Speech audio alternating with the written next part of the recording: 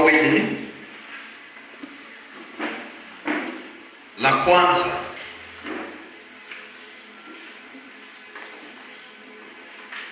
nazungumzia kuhusu goons kwenye mikutano za wanasiasa,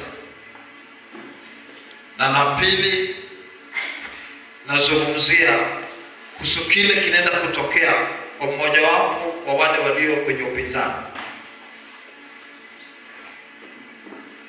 Mungu amenionyesha wale wahusika wa goons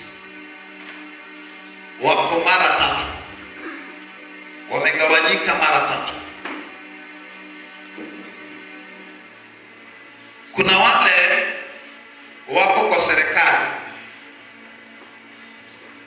kuna wale wako kwa serikali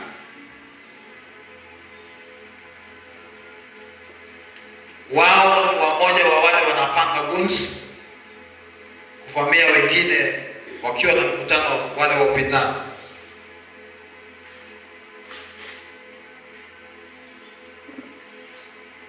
Kila mtu ako na nia yake na tamaa yake na mambo yake. Kuna wale kwenye serikali wanaopanga goons kila wakati.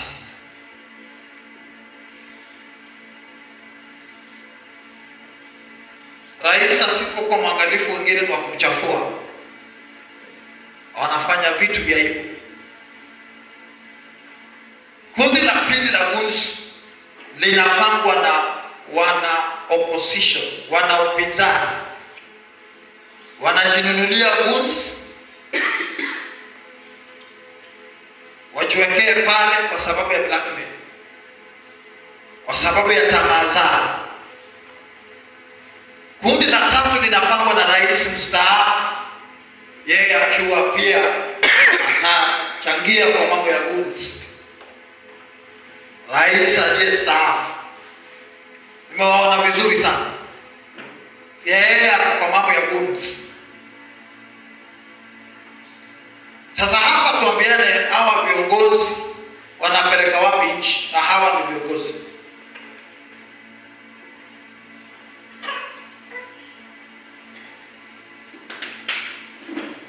Na uchaguzi unaokuja, kabla ya uchaguzi, kwenye kampeni ambazo zinakuja, Wakristo mwe waangalifu sana. Hizi kundi tatu nimewatajia zinaenda kuleta maafa makubwa sana kwenye nchi. Zinaenda kuleta maafa makubwa sana kwenye nchi kwa sababu ya hizi kundi zao. Kitu kinasumbua wanasiasa wa saa hii sio uongozi, ni tamaa na wivu na chuki. Siasa iliyoko saa hii sio siasa ya uongozi, tamaa, chuki na wivu. Ndio hii hao viongozi wako nao. Huyu anapiga huyu, huyu anapiga huyu, si kwa sababu ya uongozi mbaya, kwa sababu ya tamaa, chuki na wivu.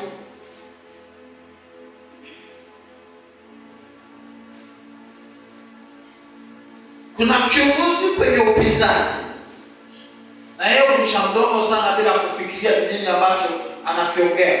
Anarusha mdomo kama bata inaendesha. Anaenda kuwekwa karibu sana na mtu wa kwao. Anaenda kuwekwa karibu sana na mtu wa kabila lake. Akishawekwa karibu sana na mtu wa kabila lake, huyo mtu wa kabila lake anaenda kumchinja. Akishamchinja, watalaumu asiyehusika na haiendi baba, atamchinja.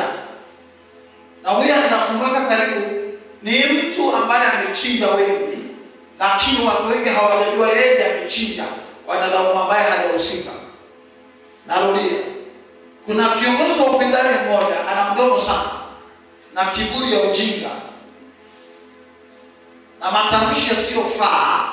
Mtu wa kwao kabila lake linakumbuka karibu sana na atamchinja. Na huyu mtu ni mtu ambaye amechinja wengi, ambao anaweza wataja. Amewachinja wengi ambao anaweza wataja na nawatambua. Na anapowachinja, Wakenya wanamuona yeye si mtu mbaya, lakini yeye mjana. Yeye ni janja, anaweza cheza na akili za Wakenya na kisio zao. Na huyu mtu nilimtabiria hata kabla ya kura ya mwaka wa 2013, na nikasema kuna viongozi watatu hawa ambao wanajulikana sana. Kwa hawa viongozi watatu, kuna mmoja watu muona Isuzu kwa sababu ya pombe, lakini huyo mtu kati ya hawa mjanja. Na huyo mtu kwa hawa watu watatu, hawa viongozi watatu, hawa wawili ukiwakosea na waongeleshe wana huruma, lakini huyu ambaye watu wanafikiria ni Isuzu atakusamea kwenye uso, lakini ndani ya moyo wake hana msamaha, hana huruma hata kidogo. Sitaki kuwataja watatu. Mmoja wa hawa watatu ndio wataja, mmoja amelala, ameaga dunia. Yeye alikuwa na moyo wa huruma, ukiongelea atakuhurumia. Na mmoja wa pili, yeye sasa hapo kwa uongozi, utaongea naye atakuhurumia. Mmoja alitoka kwa uongozi, huyo hana huruma, kwa uso ana huruma, lakini ndani ya moyo atapaka akuchinje. Tamwomba msamaha akifanya amekusamea, lakini atakuchinja. Na ndio huyo anasongesha mkubwa mmoja wa upinzani karibu, akishamweka karibu, ana hasira na huyu jamaa sana, kwa sababu ya vitendo vyenye huyu jamaa alimfanyia. Atamchinja. Akishamchinja, watalaumu uongozi ulioko kwenye mamlaka, lakini huo uongozi hautahusika hata kidogo. Wakenya kwa waangalifu, kampeni ambazo zinakuja, kila kundi zenye nimetaja, kila kiongozi ako na nia yake na ako na target yake. Kuna maafa yanaenda kuwa zaidi na zaidi. Goods wanapangwa na hizo kundi tatu nimewatajia. Goods haipangwi na kundi moja. Goods inapangwa na hao watu watatu, hizo group tatu nimewatajia. Na kila kundi liko na tamaa yake na mambo yake.